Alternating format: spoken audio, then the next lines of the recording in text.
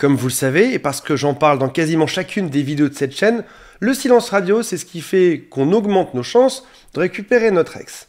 Le souci étant que, oui, on a bien compris que c'est ce qu'il fallait faire, mais ça peut s'avérer extrêmement dur à tenir, surtout que dans le temps, chaque jour passe devrait nous rendre plus zen, et malheureusement, parfois, chaque jour passe, et ça nous rend malheureusement beaucoup plus inquiets en permanence. Donc, il y a une espèce de violence à tenir ceci, à sentir qu'on vit entre parenthèses, qu'on est dans l'attente de quelque chose, à se faire des plans sur la comète. Est-ce qu'il pense à moi? Est-ce qu'elle va revenir? Qu'est-ce qu'elle fait en ce moment? Où est-ce qu'il est? Avec qui est-ce qu'il traîne? Est-ce qu'il a déjà refait sa vie? C'est aussi parfois l'envie de tricher. De se dire par exemple, allez, je vais juste aller voir sur les réseaux sociaux. Je vais juste regarder ses heures de connexion sur WhatsApp. Je vais juste poser 2-3 questions à ses amis pour savoir où l'autre en est. On va parler de ceci aujourd'hui. Si vous êtes sur le point de craquer et de briser ce silence radio, réécoutez cette vidéo à chaque fois que ce sera nécessaire parce qu'aujourd'hui, je vais peut-être vous dire 2-3 vérités qui sont un peu dérangeantes, mais c'est pour votre bien et surtout, je vais vous renforcer, vous redonner un grand sourire et vous rendre cette motivation qui fait que oui, ça va fonctionner si on est ensemble et si on se remotive. Avant de démarrer, si vous le souhaitez, abonnez-vous à cette chaîne. Il y a aussi un lien en dessous qui s'appelle « Quelles sont mes chances de récupérer mon ex ?» Et si vous le souhaitez, contactez-nous. Toute mon équipe et moi-même, on est là. Il y a un lien pour se faire rappeler. C'est sans engagement. Renseignez-vous. Faites en sorte que ce silence radio soit le plus constructif possible plutôt que de rester seul chez soi. On a parlé des peurs tout à l'heure. Par exemple, ces peurs, c'est « je dois agir, sinon il se passera quelque chose ». Notre peur, c'est « si jamais je ne fais rien, si je reste en silence radio, alors il ira voir ailleurs. Ou alors elle va m'oublier. » Ou encore, quelque chose qui a une forme de logique, chaque jour qui nous sépare finit par nous éloigner un petit peu plus. Admettons qu'on soit lundi ou vendredi, peut-être que dans une semaine, lundi ou vendredi prochain, on aura un peu moins de lien, l'autre va m'oublier et va peut-être trouver sur le marché quelqu'un qui sera encore mieux que moi. Toutes ces peurs traduisent finalement quelque chose qui est à la source de ces sentiments, à l'origine. C'est un espoir perdu ou un espoir qu'on est en train de perdre. Parce qu'il y a une phrase à laquelle on se raccroche. Mettez-moi en commentaire si j'ai raison sur cette phrase. Cette phrase, c'est « Je fais mon silence radio, je fais comme si j'en avais rien à faire que l'autre revienne. Je montre que je suis forte, je montre que je suis puissante, je montre que je refais ma vie, que je suis heureuse. Mais au fond de moi, finalement, si j'étais honnête, j'attends juste un signe de sa part qui montrerait sa motivation et qui me pousserait à terminer ce silence radio. » Certaines clientes me disent parfois « Antoine, comment est-ce que je peux faire pour que ils reviennent vers moi et ils se battent pour me récupérer. » Parce que ce n'est pas qu'un silence radio où finalement on fait une petite manipulation pour que l'autre revienne sous l'effet du manque. Là, on est vraiment sur le fait de se reconstruire, de montrer des valeurs et d'attendre que l'autre se batte pour nous. Parce que qu'est-ce qu'un couple qui marche finalement? Comment est-ce qu'une reconquête fonctionne? C'est pas que l'autre qui va revenir sur nos supplications. Non, il faudra qu'il y ait une grande motivation de sa part. C'est globalement de sa faute si on est séparés aujourd'hui. Ça devrait être globalement à lui de mettre en place les actions pour qu'on se remette ensemble. Peut-être même qu'il faudrait qu'il y ait 2 fois plus d'efforts de sa part que la mienne au final là-dedans. Ce que tu aimerais peut-être là-dedans, c'est qu'il revienne en suppliant, en étant prostré à ta porte, en pleurant. J'ai fait une erreur.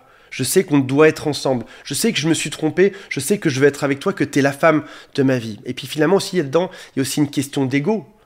Il me manque énormément. Cet homme me manque. Pourquoi est-ce que c'est pas le cas chez lui? Et si jamais je lui montre un signal, je vais me rabaisser encore un petit peu. Et ce désespoir du silence radio pourrait aussi se résumer par une autre phrase. C'est « J'attends qu'il soit aussi dingue de moi que je ne suis dingue de lui aujourd'hui.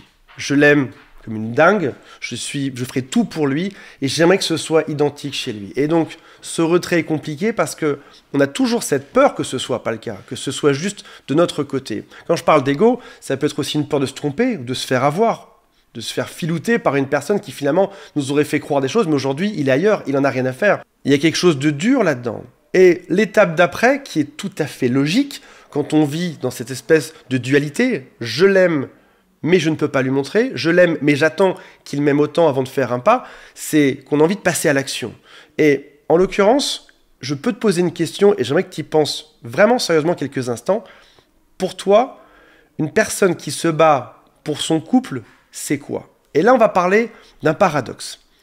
C'est quoi une personne pour toi qui se battrait pour que tout fonctionne dans son couple, qui le montrerait à l'autre, qui montrerait des signes d'amour à l'autre, qui chercherait des solutions, qui ferait le premier pas, une personne qui serait loyale, fidèle, qui s'interdirait d'aller voir ailleurs, même si on est en rupture amoureuse, une personne qui serait sincère. Quand tu as lu ceci, tu as eu une idée, c'était peut-être toi, peut-être l'homme ou la personne de tes rêves, peut-être l'autre. En réalité, on peut interpréter ça de deux manières qui sont totalement différentes, aux antipodes. Typiquement, ce que je viens de te décrire, ça pourrait être une personne qui est forte, attirante, sexy, et finalement, ça pourrait être la personne idéale qu'on cherche sur Terre. Et en l'occurrence, si je lis tout ceci aujourd'hui, c'est quelque chose qui te définit. Tu es en train de te battre pour que ça fonctionne, tu veux le montrer à l'autre, tu cherches des solutions, tu t'interdis d'aller voir ailleurs parce que tu attends juste que l'autre revienne pour ne pas tout gâcher à son retour. Mais finalement, ça pourrait être aussi vu comme quelque chose d'autre. Ça pourrait être vu comme une personne qui serait dépendante affective, une personne qui serait dans le déni, que ça ne fonctionne pas, ou une personne faible. Si tu dis à quelqu'un « je ne veux plus être avec toi » et que cette personne revient à toi, c'est qu'a priori, il y a un problème. Donc en fait, il y a quelque chose de compliqué à voir aujourd'hui. Tes qualités qui sont belles, qui sont celles-ci, qui te définissent aujourd'hui. Tu te bats pour que ça fonctionne. Tu as mis beaucoup d'énergie dans ce couple-là. L'autre ne les voit pas comme ça aujourd'hui. Il voit comme de la faiblesse, une personne qui comprend rien, une personne qui avance dans le mauvais chemin, etc. Et ton envie d'action, elle est immédiate. Si jamais cette définition de qui je suis est mal vue, c'est que je dois lui rappeler mes valeurs. Je dois le faire passer de cette case-là, de la vision dépendante affective, à une autre case qui est « je suis une personne forte, attirante et sexy que beaucoup d'autres personnes voudraient sur Terre ». Et du coup, à quoi tu as pensé, peut-être même à quoi tu penses encore aujourd'hui, c'est passer à l'action maintenant. Je dois le contacter.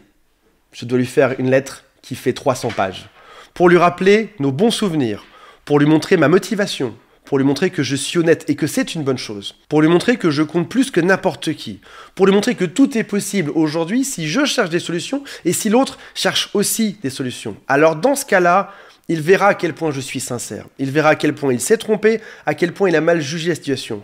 Il m'en veut pour certaines choses aujourd'hui et il va comprendre que mon amour est plus fort que tout, que le sien est là aussi, c'est juste qu'il l'a oublié et que c'est possible qu'on soit ensemble. Parce que devant ma motivation de ce que je vais lui montrer dans cette fameuse lettre de 300 pages que je vais lui envoyer, il va comprendre l'évidence. Malheureusement, ça ne se passera pas exactement comme ça. Restez bien accrochés, restez avec moi. Je souris parce que l'erreur elle est classique et je pense qu'on y passe tous à un moment donné et je pense qu'on a même tous cette idée dans notre tête. Retenez bien cette phrase. On ne choisit pas celui qui nous aime le plus. Oui, l'amour est l'un des critères essentiels au fait d'être en couple, mais c'est pas le seul critère, ou c'est pas le critère principal. Sinon, Madonna serait avec son pire fan, le pire du pire du pire, celui qui habite en Ohio, qui pèse 300 kilos. Sinon, Ryan Gosling serait probablement avec sa plus grande groupie, qui est peut-être cette personne. Alors attention, je ne vous compare pas à une groupie de l'Ohio qui ressemble à rien et qui pèse 300 kilos. Ce que je vous dis juste, c'est, comprenez bien que c'est pas la démonstration d'amour qui fera revenir l'autre. C'est une composante nécessaire, il y a même de fortes chances que l'autre le sache déjà que vous l'aimez. Je dirais même que je suis persuadé qu'il sait déjà que vous l'aimez et que c'est pas forcément la peine de lui rappeler aujourd'hui. Gardez juste en tête que cette démonstration d'amour fou n'est pas nécessaire aujourd'hui. Il le sait, tu le sais, tout le monde le sait. Il y a aussi un autre piège dans le fait de faire cette fameuse lettre de 300 pages. C'est d'aller renforcer son ego ou sa vision de lui-même. Je te donne un exemple. Si jamais pendant le couple que vous avez eu ensemble, tu as passé ton temps à lui dire « Je t'aime, tu es beau ou tu es belle, tu es l'homme de ma vie », il a peut-être commencé à y croire, même si c'était pas l'homme le plus beau sur Terre, même si c'était pas la femme la plus belle. Tu as renforcé son ego, tu l'as monté vers le haut. Et indirectement, quand on monte quelqu'un, on finit par se descendre un peu soi-même, parce que l'autre n'a pas forcément les mêmes phrases en face. Il a fini par y croire et tu as peut-être même continué ceci après la rupture amoureuse. Je t'aime, tu es la personne parfaite pour moi, je te trouve phénoménal, on doit être ensemble. Tu es encore une fois en train de remonter son ego. Est-ce que tu penses qu'en envoyant cette lettre de 90 ou de 300 pages, il sera touché? Est-ce qu'il va se dire « Ah ouais, c'est vrai, mon ego est tellement démesuré aujourd'hui que je vais récupérer cette petite chose qui m'aime et qui supplie ». Est-ce qu'il va revenir en pleurant? Est-ce qu'il sera en train de gratter à ta porte la nuit avec une bague de mariage dans la poche en se disant « Avec cette lettre, ça change tout dans ma vie. Et j'ai hâte qu'elle ouvre, qu'elle se réveille. Je vais dormir sur son paillasson avec cette bague dans la main. Comme ça, dès qu'elle ouvrira, elle pourra me marcher dessus et accepter ma demande en mariage. Bien sûr que non, ça ne marchera pas comme ça. Parce qu'encore une fois, en suppliant ou en montrant de l'amour à quelqu'un ou en lui rappelant à quel point il est beau, ça ne fonctionne pas. Mais il y a autre chose qui fonctionne par contre. C'est de revenir à ses propres valeurs, à revenir sur soi-même. Typiquement, avec des phrases comme « Voici ce que je souhaite à partir d'aujourd'hui. Je suis forte. Je suis une femme qui sait ce qu'elle veut.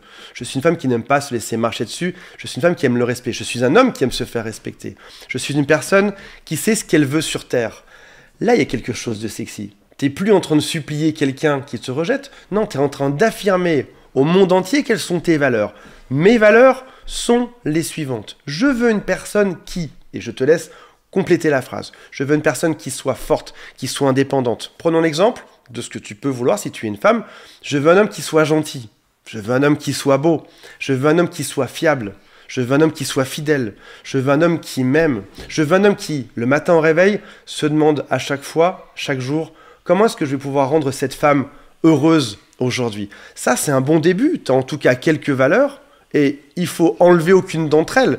Si jamais, admettons, tu as juste un homme qui est gentil et beau, mais qui n'est pas fiable, tu sens bien qu'il y aura un problème dans l'équation. Admettons que tu es un homme qui soit fidèle, gentil, mais tu n'as pas de sentiments réciproques. Ça ne marche pas. Non, ce ne serait pas le cas. Tu as des critères, garde-les tous, ne sacrifie aucun d'entre eux, sinon tu ne seras pas heureuse en couple. Et une fois que tu as affirmé tes valeurs à l'univers, tu dis oui, voici mes valeurs, voici qui je suis, voici ce que je veux. Tu laisses passer ton silence radio, forcément, va finir par avoir du manque et par te recontacter, tu pourras lui rappeler tes valeurs. Voici ce que je cherche sur Terre. Est-ce que c'est toi la bonne personne ou est-ce que c'est le prochain? Ou est-ce que c'est le troisième que je rencontrerai? En tout cas, aujourd'hui, je suis au clair avec moi-même. Voici ce que je veux. Et d'ailleurs, je vais aussi te dire ce que je ne veux plus jamais.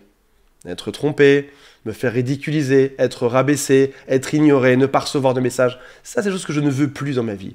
Là, tu arrives avec une autre aura autour de toi. Tu as une autre envergure. Tu as beaucoup plus de charisme. Voici ce que je veux. Tu seras beaucoup plus respecté, bien évidemment. Au passage, c'est peut-être lui le prochain. Peut-être même que tu peux être très heureuse seule. C'est génial. Je décide d'être heureuse à partir d'aujourd'hui. Et pour continuer sur ce genre d'idée, si jamais il est vraiment motivé, que vous soyez bloqué ou pas, qu'il y ait un problème ou pas, que vous soyez long ou pas, il saura te retrouver, il saura te recontacter. T'inquiète pas, il sait que ta porte n'est pas fermée à clé. Il sait qu'elle est peut-être juste fermée, mais pas à clé en tout cas. Il sait qu'il pourrait sonner à la porte et que quelqu'un ouvrirait. Il sait que s'il fait des efforts, s'il se remet en question, il aurait des chances de revenir avec toi. Mais d'ici là, tu bouges pas. Voici mes valeurs. Je suis un château, je suis une forteresse qui affiche des valeurs et des trompettes qui chantent les valeurs que je veux sur Terre. Est-ce que c'est ce prince-là qui est parti il y a longtemps, qui va revenir, qui va se battre pour venir me récupérer ou quelqu'un d'autre? Il y en a plein des hommes sur Terre. Est-ce que c'est toi qui vas te battre ou pas? Là, tu arrives avec quelque chose qui est très différent. Et je peux te rappeler d'autres phrases sur toi que tu as peut-être oubliées. C'est que dans ce couple-là, tu as été très motivé. Tu as peut-être fait des erreurs comme tout le monde, mais tu as été très motivé. Tu as probablement tout donné pour que ça fonctionne. Tu as cherché des solutions, tu l'as écouté, tu as proposé des pistes pour que ça s'arrange. Tu as attendu que ça aille mieux de son côté. Tu as même été patiente, toujours de la rupture amoureuse. Tu as été patiente 1 semaine, 2 semaines, 3 semaines après. Et lui, qu'est-ce qu'il a fait là-dedans? Est-ce qu'il a cherché des réponses? Est-ce qu'il s'est battu pour que ça fonctionne? Est-ce qu'il a donné autant d'énergie que toi? Le taux de retour avec un silence radio est estimé entre 60 et 90% selon les études. Et encore, c'est assez compliqué de faire des études dessus. Donc, garde patience, affirme haut et fort tes valeurs, dis à l'univers ce que tu veux et tu verras que tu auras de grandes chances d'obtenir ce que tu as demandé. Salut à tous, bye.